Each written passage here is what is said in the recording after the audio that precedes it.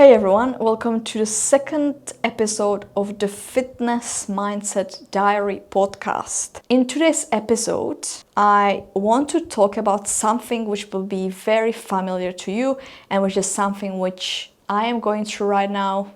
And the topic is when you know what helps you on your fitness journey, but you still not doing it. I'm pretty sure that that's something you definitely going to relate. I am going through it, my clients going through it, my friends are going through it, whether that is in fitness or nutrition or just generally in life. I'm pretty sure that we all can find at least one thing we don't do, even though if it can help us a lot in the long run. So today we are going to talk about my own story, what I'm actually going through right now and how I am trying to do it, but I'm not doing it. We're going to talk about what are some common things people experience in their training and nutrition journey. Then we're going to talk about what do I think that is from my own personal experience. And then we're going to have a look at some research terms and have a look at what is it actually that we want to do this thing, but we just cannot seem to follow through. So a lot of people see me as quite a disciplined person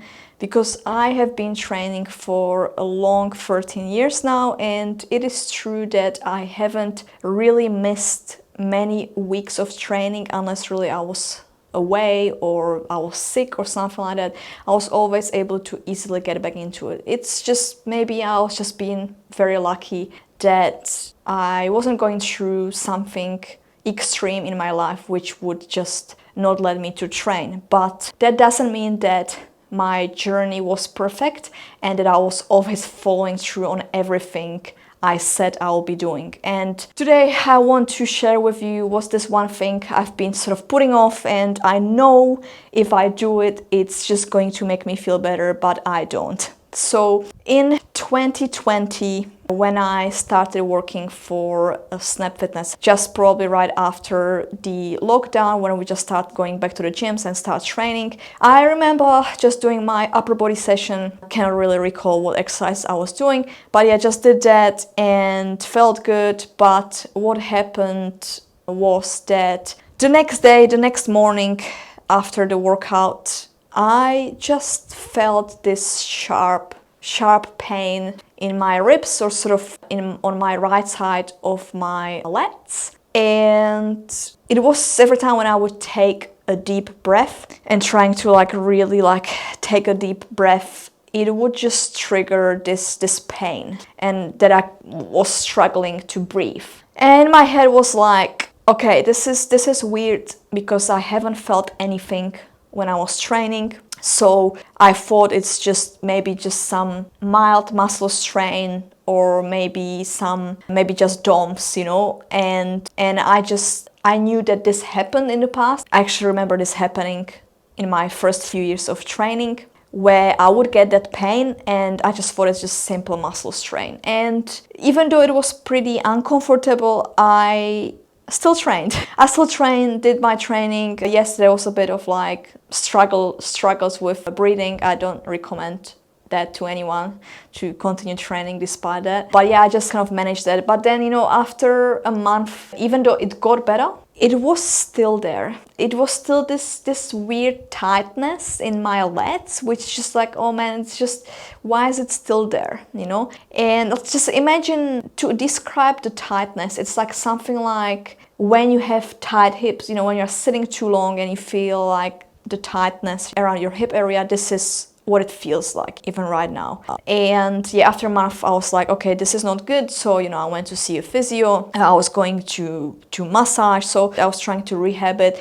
It was getting better. It was definitely getting better, but it got to the point maybe a few months later where it looked like it was going away. So I was like, great, so I think I fixed the problem. And then I got myself into powerlifting training, preparing for competitions, and I kind of dealt with the pain there the whole time. And I remember seeing a physio. He's just telling me you're just gonna have to, you know, work on the muscles around your shoulder blades just to rehab it, you know, working on my lower traps and just trying to stabilize the shoulder blade, because that was the reason why I was happening. I was just very tight in my chest and in my upper trap, so it was just lots of tightness going on. And I've been just told just do it a couple of times a week just to get the problem away.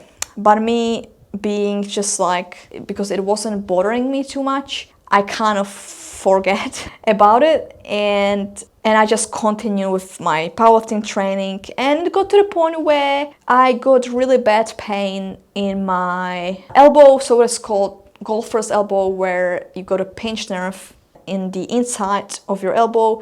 And it got to the point where when I was doing my low bar squats, it was just really triggering the nerve from the elbow to my pinky, which is the ulnar nerve, and it was just getting worse and worse. And it got to the point where I couldn't lift my arm. So I was like, that's not good. And I could feel that it has been highly connected with that injury I've had previously in 2020. So then I went to physio again, was fixing it, got better, but you know, that would be maybe 2022 when the elbow injury happened, or elbow niggle, we can say. And I would just always do those things temporarily, and then I would just forget about them. And you know, and 5 years later, I'm still dealing with it. I'm still dealing with this weird little tightness in my lats, and I know what to do. I know very well what I should be doing to fix this problem,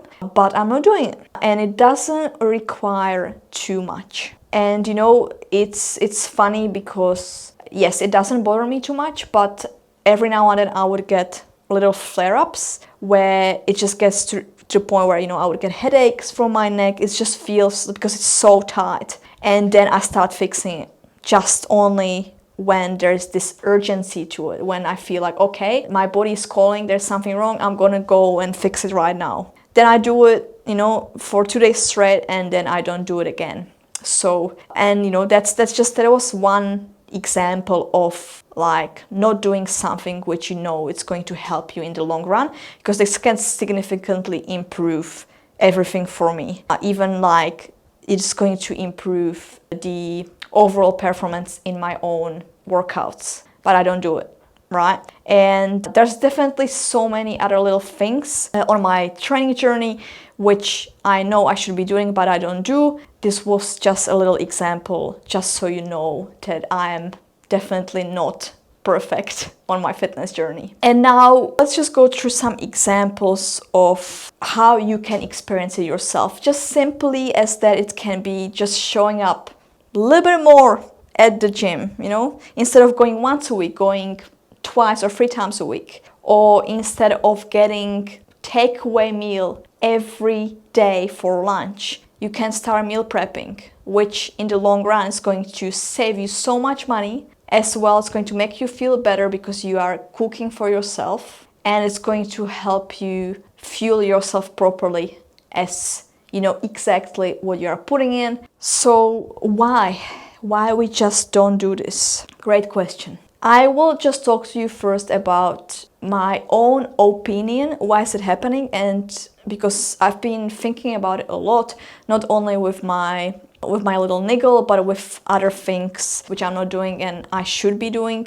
And I was trying to think about why is it happening. So the first reason why I think it's happening is that there is no urgency. There is just not really a reason why I should be doing it right now. Fixing the problem only happens when it's urgent. So in my case, when I get a flare-up, I just want to solve it right now because it's just not good at the moment and I need to solve it straight away. Otherwise, if it's just there, it doesn't bother me too much, why would I bother fixing it if it's fine, you know? So that was the first reason why I think I'm not doing it. The second reason, I have a bit of all or nothing approach to quite a lot of things. You'll be surprised, but I am. But this specifically is when I get that flare up, pretty much I just go and do 5 to 10 drills, to fix the issue. It makes me feel good in the moment. It's great. It's amazing. The next day I do it again, but it takes me like 20 minutes or 25 minutes to do it. And then I'm like, oh my God, like it feels better, but I can't do this every day. I can't just do 25 minutes every day. It just takes too much. Instead of me just doing like one drill, and starting with one drill and doing it like 3 times a week, you know what I mean? So it's just this bad all or nothing approach I have to this, and I've been really trying to call myself out on it because I know that even if I just do bloody foam roller when I'm watching Netflix for like 3 minutes, it's going to make difference, right? And the third reason why I think I'm not doing it is because there's no structure. So basically I don't have anything written, like what I should be doing. So the drills and how many times, for how long, there's nothing written down. And as I'm someone who just, likes to follow structured programming, my own routine. I like to track everything, weights, reps, sets. I think this is something I need to do for myself as well, just to like write it in my program, write it all down, what I need to, like rehab exercises, and just ticking that off. And then I know, hey, I'm doing it. It's a great structure, and just continue with it. So that's the 3 reasons which I think I'm doing. Just to give you an example of something which I've been actually following through on, was that a couple of weeks ago I did my running, and the next day I've had pain outside of my knee. And of course it wasn't too bad, but I know that I'm gonna have to do something about it, and it simply just meant to be adding some stretching or adding foam rolling just to help to release the tension, because doing my weights plus doing running, it's quite a lot of extra effort and I'm not used to it. So that was the thing, is that when it happened, I'm like, okay, I'm gonna see a physio, we're gonna work on it, plus I'm gonna start doing the stretching. And I did that, and I've been doing it since. I've been really following through on that, and it's maintained. It's going pretty well. It hasn't flared up worse. It hasn't been getting worse, which is good. And it made me think why this is different, why I'm actually managing that. Because I know that I'm doing high rocks in April, and I know that I need running, and I can't avoid it. I can't just stop running. So that's why I want to solve the issue. You can see there is this urgency to solve the problem. And the second thing is I'm accountable to my friend who is doing the running with me. So if I can't run, then I'm pretty much letting her down, which I don't want to. So I'm accountable to her, which then helps me to solve the problem, because I know it's important to solve it, because I have all of these little things which tells me if I don't, then it can even impact other people.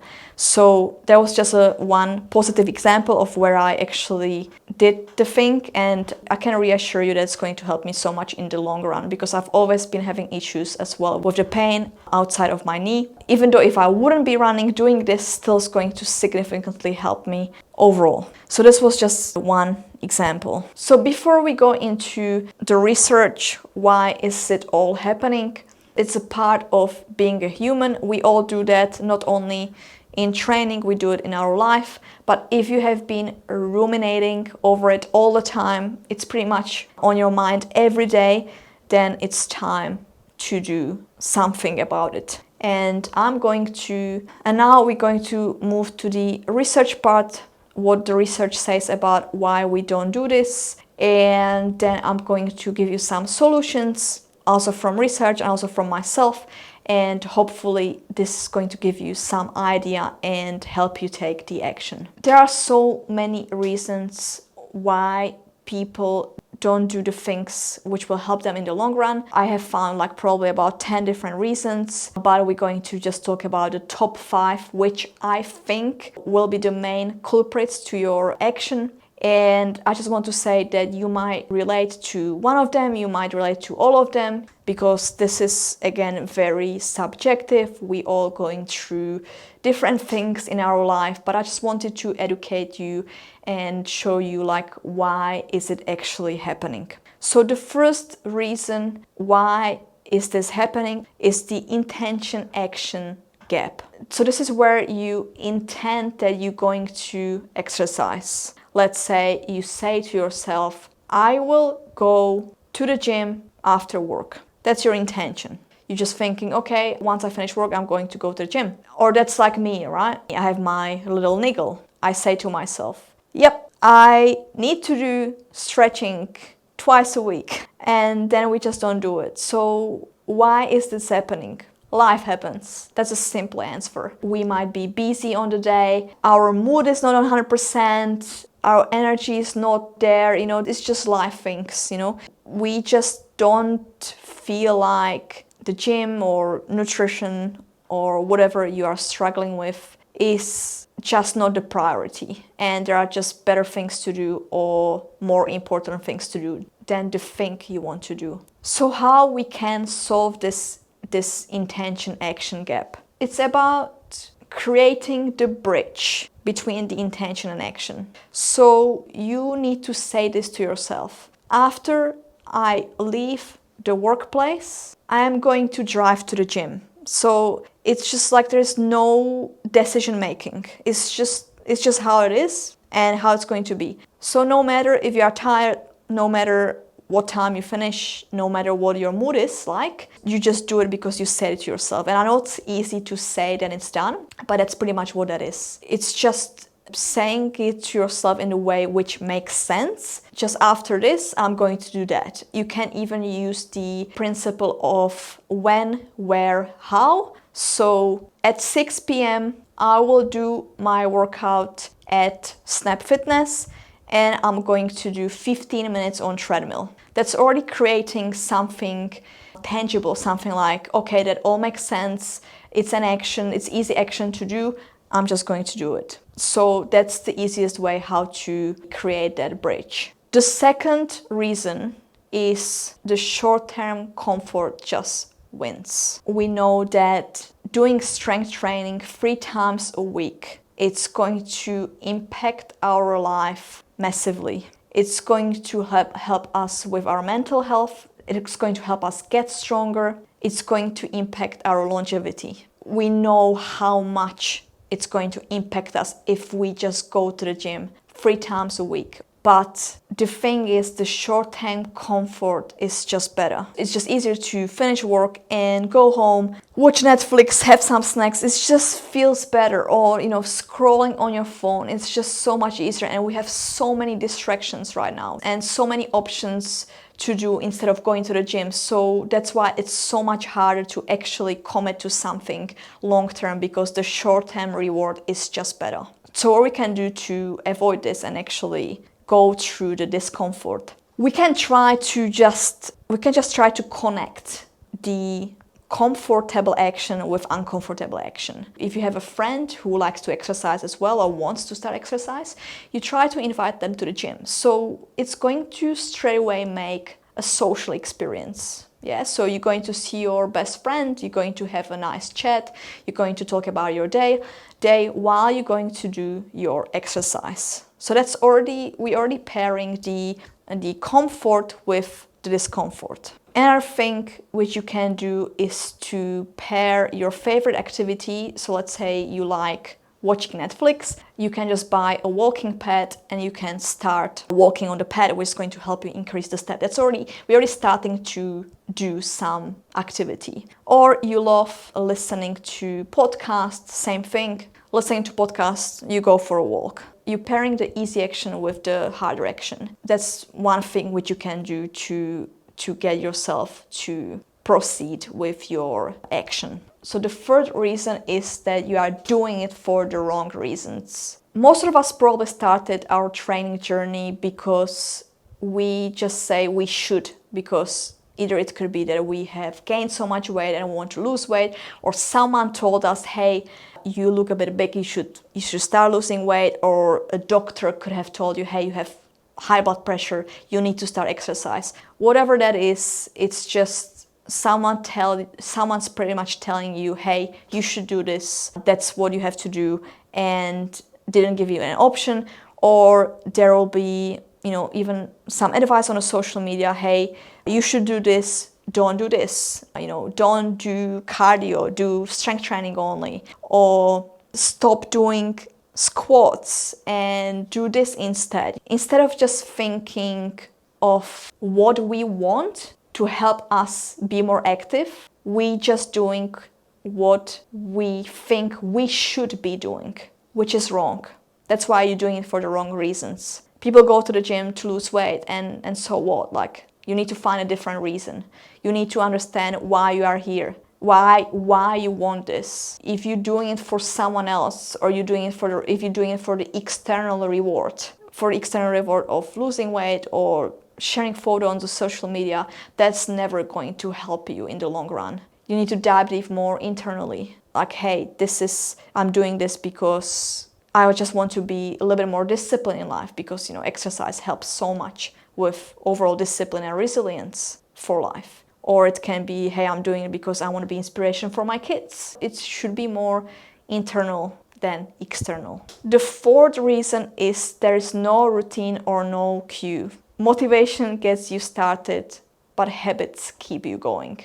We all heard this phrase. If you think about it, when you are brushing your teeth, you don't have to think. You just do it. It's just part of it. It's just part of your life. You just do it when you wake up in the morning and when you go to sleep, or that you have to go to work, because that's just, if you don't go, then you will not have any money. So there is just this set cue and set routine. So in order for us to do this with exercise or with improving our nutrition habits, we need to connect this to certain cue, or we need to create a routine, right? So that's why it's highly important that when we do exercise, we go at the same time on the same day. That's how you create habit. So you can say to yourself, when I wake up, I'm going to eat my breakfast, I'm going to brush my teeth, and I'm going to go to the gym. You are already again pairing the habits you already having. This is called stacking habits. So you're pairing those habits, you know that you're going to go to the gym. Or if going to the gym feels too difficult right now, you can say to yourself, once I wake up, I do this, and then I'm going to go for a 10-minute walk outside. If we want to really implement the gym, then we can say something what I've already mentioned. Once I finish work and literally close the door of my work, I'm going to go to my car, I'm going to drive, I'm going to stop on my way to go to the gym for 30 minutes. This is how you are creating that habit. The reason number 5 is identity misalignment. So this one's a little bit more deeper, but this is where I'm sure so many of us can as well relate to, is when you say to yourself, oh, I'm just someone who just can't be consistent. Or it is what it is. Or you say to yourself, I'm just too anxious, that's why I can't go to the gym. You keep saying this to yourself, you are pretty much reinforcing this identity. The more you say this to yourself, the more you believe in it. So this is a really hard one, but there are some ways on how to overcome this. You can just say to yourself, yes, I'm dealing with gym anxiety, but I'm still going to try. We're already changing what we are thinking about ourselves. I am just going to try. I'm going to try for 5 minutes. I'm going to go for that walk for 10 minutes. I am someone who can be consistent, Once you do that action, you just say to yourself, yes, I actually did it. I can be someone who can be consistent. So it's just making those little actions to create those tiny, tiny small wins, because you start trusting yourself that you are actually becoming the person who goes to the gym or who is eating healthy. Small actions. So that was the 5 main reasons. There are so many others. You can definitely search it up, but I picked the 5 which I thought will be the most common ones. And just to summarize it all, if there's something you know you want to start doing but it's just way too hard, there are a few additional tips I would like to give you so it can make it a bit easier for you to take the action. The first thing is make it super easy to start. I always say to my clients, just go to the gym for 5 minutes just to get used to the environment. Go to the 5 minutes treadmill, cool, create, do this, leave. Walk feels too hard, go for 5 minutes. 5 minutes, not too much. Start super easy. If you set yourself with an action and you feel like it's way too easy, that's good. This is what you want. If it feels too hard and you're like, oh, that feels incredibly difficult, then the action you have chosen is not going to help you on the long run. You need to choose an action which is that simple that you're like, oh, does it even make sense? Yes, it does make sense. Because if you can't seem yourself to drag yourself to the gym or create a consistent exercise habit or eating habit, then you're gonna have to start super small. Another thing which I would recommend is to create a structure. So if you have a certain routine structure, it's always easier to follow through on. That's why people hire personal trainers. That's why people getting training programs, because there's a structure written. They know what to do. They know what they are doing each day. There's just systems and structure, which is so much easier to then do the action. And the last thing is focus on repetition, not perfection. And I know this is a hard one because I'm struggling with it myself. It's just the fact when you're thinking that you always need to show up 3 times a week, and if you miss a day, you think you are a failure. And this is where people then losing the consistency because they think they have to do it all or they will just do nothing. And it's so common. But in order to succeed in the long run, we need to keep showing up, even though if it's imperfect. Even though if we had a very hard week at work and we still showed up twice a week, even if it was for half an hour, doing just a little bit, not even pushing ourselves, it still counts. It's very important that we show up. And I'm sure you know this, but it is sometimes very hard to accept because, as I say, I'm dealing with the same thing. But once you allow yourself that it's okay to not be as good as you were last week, it will all just make it much easier. And that's all for today. As you can see, I am not perfect as well. I'm dealing with all of these things, same as you. Even though I already have a very, very solid, consistent routine, there are small things which I don't do and I know I should be probably doing because it will help me. And yeah, that's all for this episode. I hope you enjoy it and I can't wait to talk to you very soon. Okay,